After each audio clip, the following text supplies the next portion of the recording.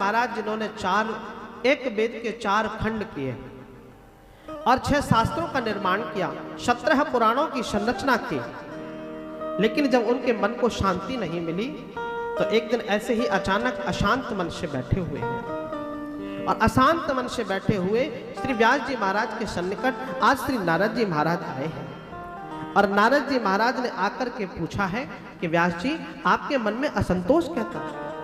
इतना विद्वान व्यक्ति और स्वयं भगवत अवतार व्यास जी महाराज भगवान का अवतार है।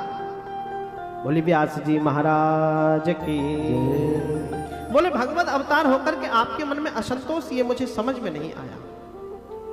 व्यास जी महाराज ने कहा कि प्रभु, हमने जो है बहुत सारे शास्त्रों का वर्णन किया, बहुत सारे पुराणों को हमने लिखा, लेकिन मन में संतोष नहीं मिलता। कारण क्या है?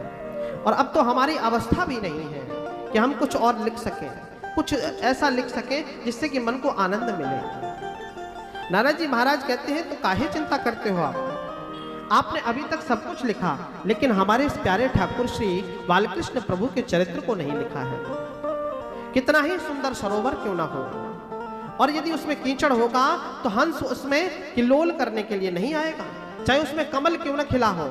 यदि उस सरोवर में मोती नहीं होंगे तो हंस नहीं आएगा। आपने बहुत पुराणों को लिखा, बहुत शास्त्रों को लिखा, अच्छी बात है, लेकिन आपने अभी जो संत जिससे संगति करते हैं, संत जिससे आनंदित होते हैं, उस कृष्ण के चरित्र को नहीं लिखा।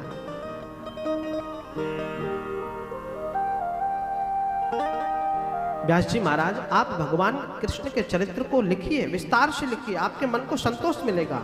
व्यास जी महाराज कहते हैं कि प्रभु, अब तो हमारी अवस्था भी नहीं है ऐसी कि हम शास्त्रों को बहुत समय तक बैठ कर के लिख सकें। अब तो केवल पढ़ने की, पढ़ाने की, बोलने की सामर्थ्य रह गई है। नारद जी महाराज कहते हैं कि प्रभु, जो हमारी सामर्थ्य में नहीं होता है वो हमें संतों की कृपा से प्राप्त हो जाता है।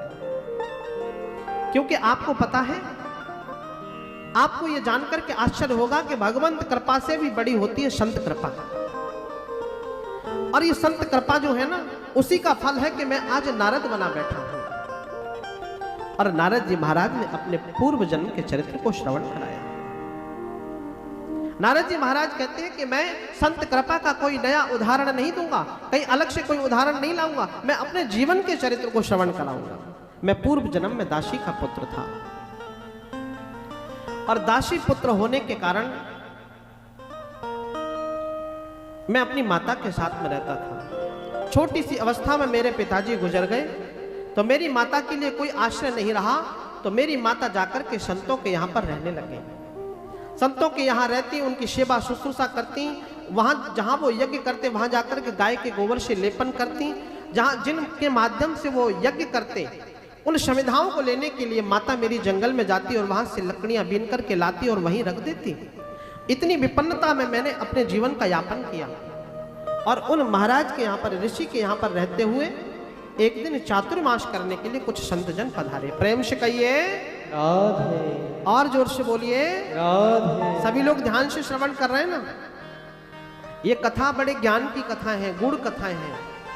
जिनके मन में भगवान की कृपा का भाव होगा वही इनका आनंद ले सकेंगे, वरना तो कहते हैं 2-3 दिन की कथा तो ऐसी कथा है कि जिसको श्रवण करके मन में आएगा कि इतना ज्ञान को पाकर के हम करेंगे क्या? इतने ज्ञान की तो हमें आवश्यकता ही नहीं है। हमें तो कुछ मौज की चीज सुनाओ महाराज, चुटकुला सुनाओ, कुछ जो है अच्छे अच्छे गाने सुनाओ, भजन सुनाओ, नहीं हो तो कुछ ढोला ही गवा के सुना दो। प्रेम से कहिए राधे। लेकिन भागवत की कथा में पहले आपकी परीक्षा होती है। क्या आप वास्तव में कृष्ण कथा को सुनने के अधिकारी हैं? क्या आप उस ज्ञान के स्वरूप को स्वीकार करने को तत्पर हैं? पहले आप ज्ञान रूपी आसन बनाइए, तभी तो आपके ज्ञान रूपी आसन के ऊपर आनंद आकर के विराजमान होगा, तब कहीं जाकर के ठाकुर का दर्शन होगा। प्रेम से कहिए राधे। तो संत भगवान नारद जी कहते हैं कि मैं भी वहीं रहता, और चातुर्मास करने के लिए वहां संत भगवान पधारे। संत भगवान को आया हुआ देख करके हमारे गुरुदेव जो थे, जिनके यहाँ मेरी माता रहती थी, उन्होंने कहा, बेटा साधु की सेवा करनी चाहिए, बेटा संतों की सेवा करके ही जीवन धन्य हो सकता है। और ये बात मेरे जीवन में घर कर गई। चतुर्मास उन्होंने वहां व्यतीत किया और वो वहीं रहते। मैं उनकी संध्योपासना में सहयोगी होता, उनके वस्त्रों को धो देता, उनके पात्रों को मांज देता, उनके बैठने के स्थान को साफ कर देता और जैसे भी बनता मैं उनकी सेवा करता। तो मेरी सेवा को देख करके उन्होंने भाव में आकर के और अधिक प्रेम के कारण मेरा नाम रामदास रख दिया। और वो लोग बड़े प्रेम से मुझे पुकारते, साधु महात्मा जन, बेटा रामदास जल लेकर के आओ, बेटा रामदास थाली लेकर के आओ, बेटा रामदास जाओ अंदर जाकर के भगवान की प्रसादी लेकर के आओ।